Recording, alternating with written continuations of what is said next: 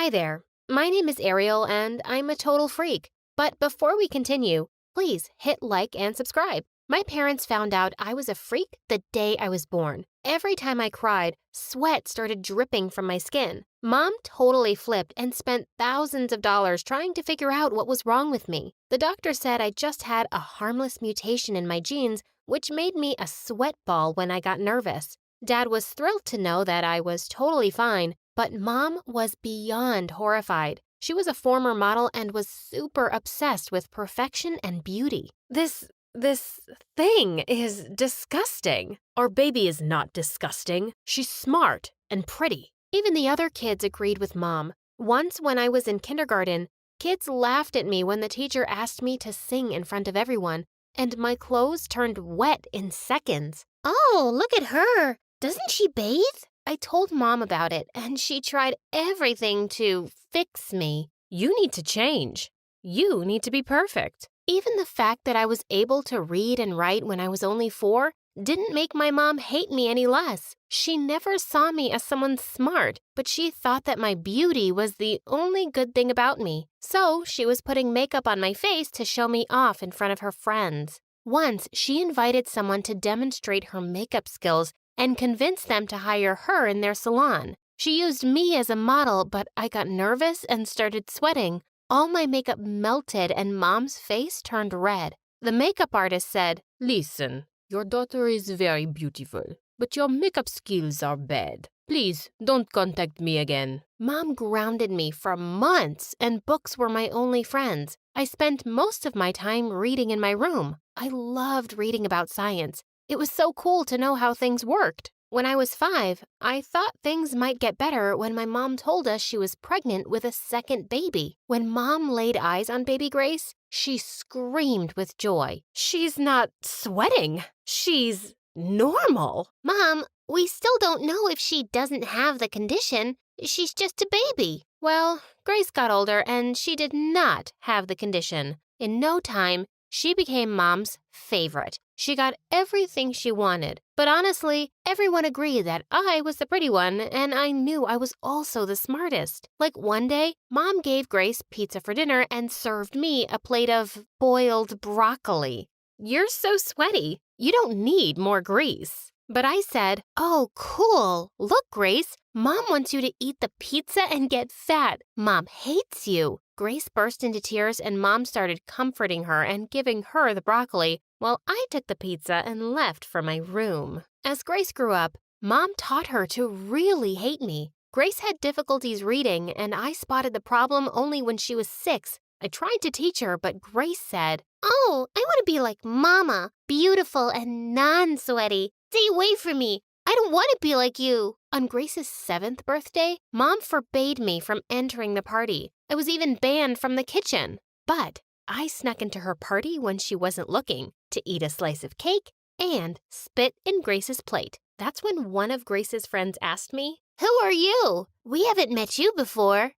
She's just the weird housekeeper. Stay away from her. She's gross." "Oh, yeah, I'm so gross. Look." And I dug into the cake with my sweaty hand, grabbed a large fistful, and stuffed it in my mouth. "Happy birthday, Grace!" As they all stared at me, I turned around and left. But things weren't any better at school. I always wore hand-me-down clothes because Mom didn't want me to sweat into them. This didn't stop boys from asking me out because they found me pretty. But they would leave after they found out about the condition. Mostly, kids were only nice to me when they wanted my help with their homework. Once, Naya, the richest girl in class, came to me before an exam and said, "Hey, I need your help with an exam today." "You mean you want me to cheat?" "Yeah, if you want to use that word." "No, I won't do that." "I don't think you have an option." She threatened to humiliate me in front of everyone, but I stood firm. However, I got nervous. Then she threw tissues at me because she knew they'd stick to my sweat.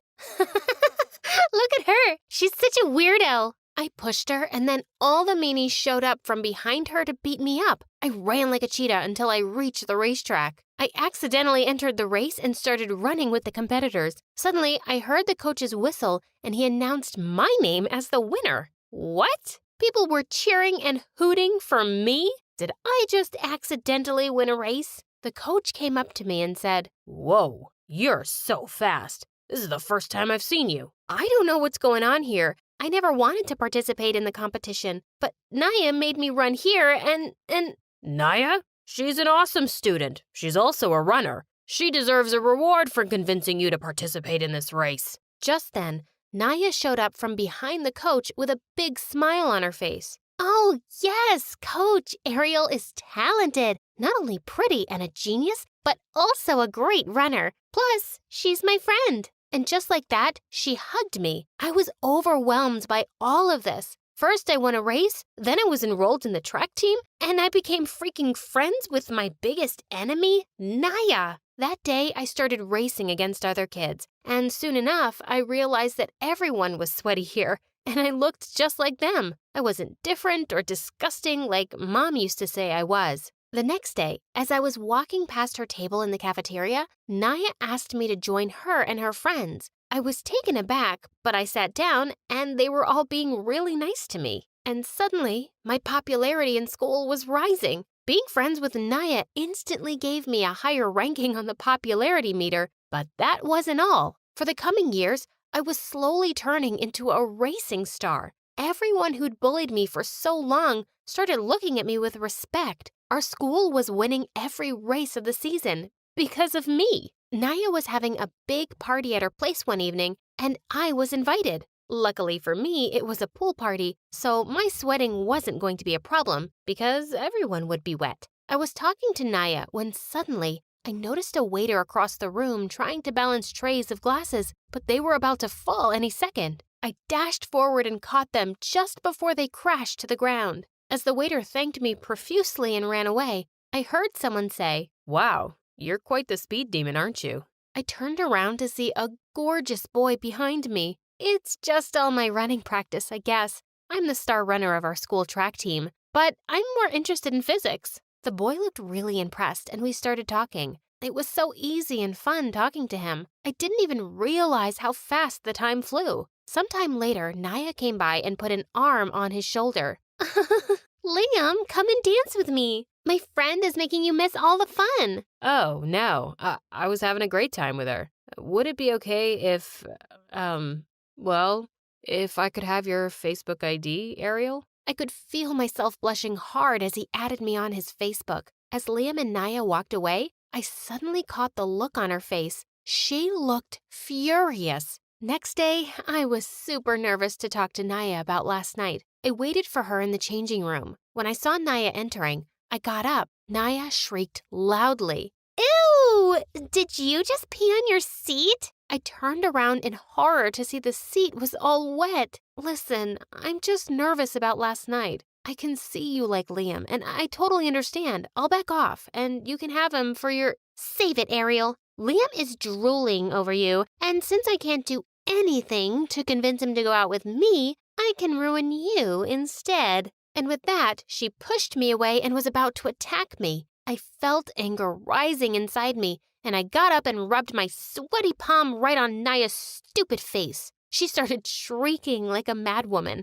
I looked at my hands in amazement, and all her makeup was ruined. Naya left crying. I knew that a war was about to start with Naya and her friends, but anyone who picked on me after that had their makeup ruined by my hands in a flash. I could now destroy their fancy suede slippers in a second. One drop of sweat in their lunch and it was inedible. My power was mighty. So they gave up soon and left me alone. And Liam and I had the greatest days in our lives. Somehow, my sweating condition didn't bother him at all, and he was the nicest person I'd ever known. Liam once tried to hold my hand, but I pulled it back. But my hand's all sweaty. It's okay. I don't mind. I just want to hold it. Once when I was in the 10th grade, I decided to invite Liam home and introduce him to my family. Dad was happy for me, but Mom and Grace were super jealous, especially since Liam was such a hunk. At dinner, Grace said, Oh, Liam, do you know about Ariel's condition? You're too hot to live with that disgusting creature. Mom laughed and agreed with her. This made me super nervous and mad. Shut up, Grace, or I'll soak you with sweat. I'm wearing waterproof makeup. Bring it. I was so angry and I was about to attack her when Liam pulled me away and whispered in my ear. I will always love you. Don't forget that, and don't let them affect you. I kissed him in front of them, and we left for my room. A few months later, I had one of the most important races, and just when I was about to reach the final line, Naya tripped me and I broke my ankle. Liam ran up to me and held me in his arms. I yelled, "It's Naya! The witch tripped me!" The coach checked the cameras and made sure Naya was guilty. She was kicked out of the team for hurting the star player. I thought I would be happy to know that, but I just felt bad for her. She was my friend, but her jealousy led her to lose her dream. However, I had another thing to be sad about. The doctor said I needed to rest for months, and with that, I wouldn't be able to participate in the final race. I was sad, but I decided to focus on my studies, especially physics. After a few months, both Liam and I got into our dream college, and our lives were just perfect. But then one day, I discovered that I was pregnant. I'm gonna drop out of college, Liam. I want to raise this baby with all my love and care. You don't have to, Ariel. I know how important our baby is to you, but I also know how important your dream is. Liam forced me to continue with my college and worked part-time jobs just to support us. Dad also sent us some money, and then 8 months later, Liam and I were blessed with a beautiful daughter. We named her Emma. Oh, she looks just like you, honey. She's so pretty. Once I had a big exam and I couldn't find a babysitter for Emma, so I took her with me to the campus. The professors and everyone loved her. She took a nap in the professor's arm until I finished the exam. 3 years later, on my graduation day, Liam proposed to me. Will you marry me, Ariel? Say yes, Mommy, or I will. Of course I said yes, and we got married. The happiest part was that our little angel was there on our special day as our flower girl. Fast forward 3 years now, and I'm a physics professor at a prestigious university, and all 3 of us live happily in a huge house in the city. Dad often calls and tells me about how Mom is so crazy about wanting to meet Emma and introduce her into modeling as her granddaughter. But we all know that's not going to happen.